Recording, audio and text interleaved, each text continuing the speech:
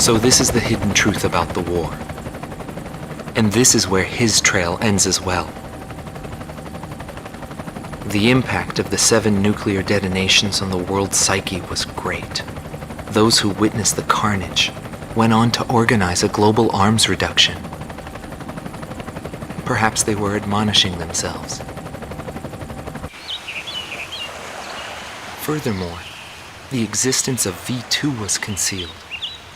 The events that occurred after the war faded from people's memories, and these men were also sealed away from history.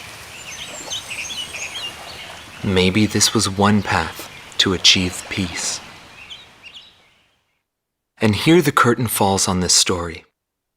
However, that does not mean their own stories came to an end.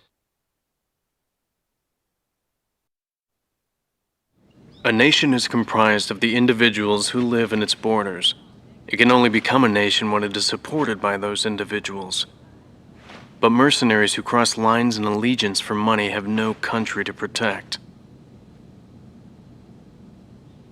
They only fight for their own power and fame. But if that was the case, then why did I lose to him? Maybe not having the burden of a nation allows you to fly faster.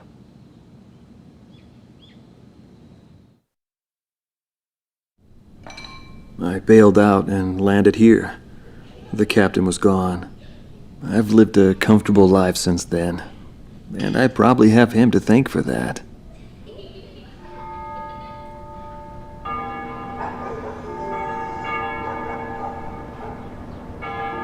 They ring the bells here at dusk to honor the liberation of the capital.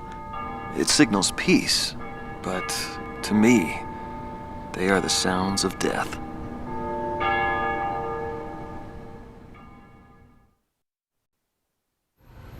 Is the man still alive? Though I guess it's hard for bad guys like us to die. The real heroes always manage to die first. But guys like him, Solo Wing, and me, we live the rest of our lives in hell. But then again, being alive is proof that we were good.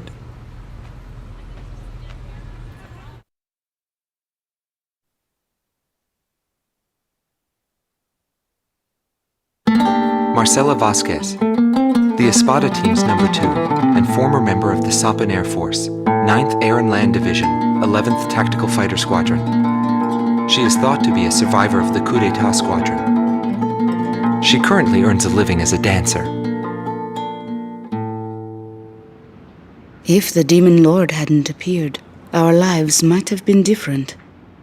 For me, it wasn't about flying or ideals.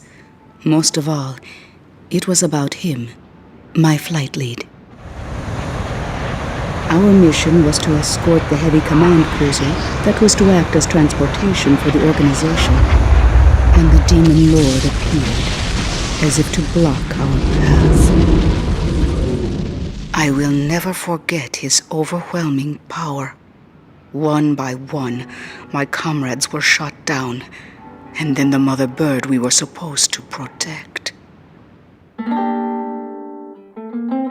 I returned alive from that battlefield, and I returned to this city where I grew up. I left the organization too. I never went back to the sky again. There's no meaning there now that he's gone. He died in that fight. But I don't blame anyone. The regret and suffering that remained after that battle were also what he had given me. They're among the precious few things he left behind.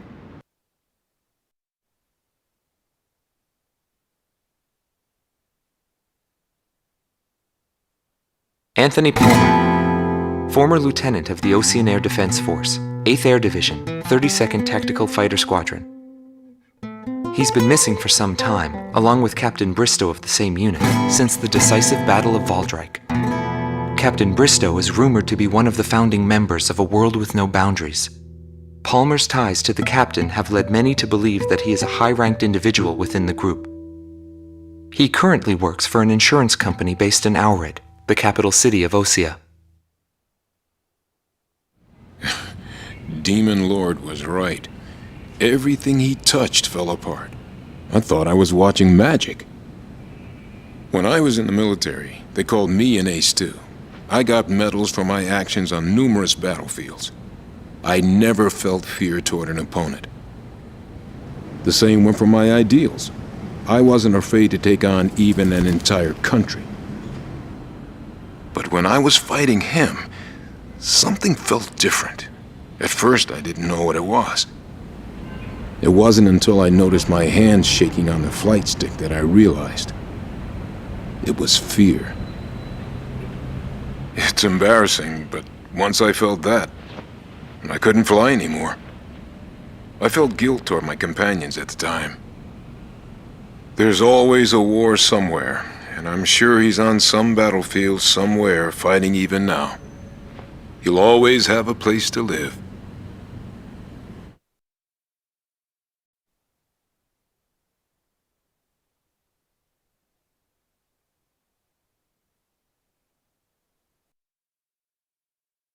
Larry Falk, also known as Solo Wing Pixy. GOM Team's number 2, and member of the Ustio Air Force, 6th Air Division, 66th Air Force Unit. That's right. This man was his buddy, and his enemy. I should have died that day, but I didn't. I dragged my wounded body and reached ground zero of the nuclear detonations. A barren, empty land.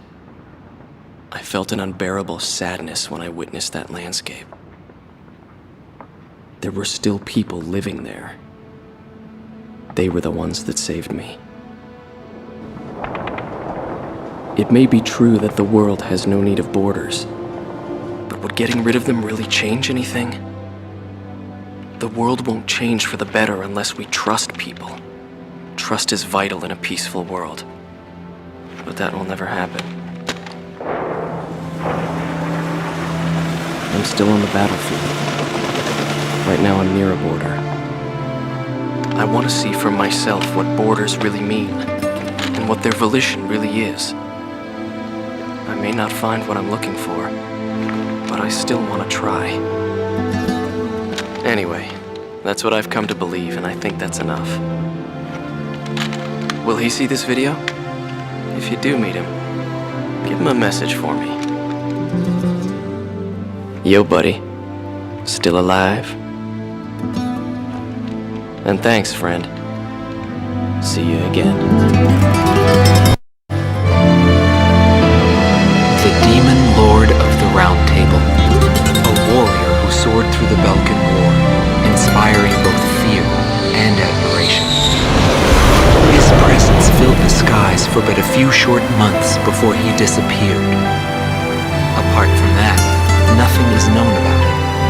I was never able to find out what kind of a person he really was. But whenever they talked about him, they always had a slight smile on their faces. That, perhaps, may be my answer.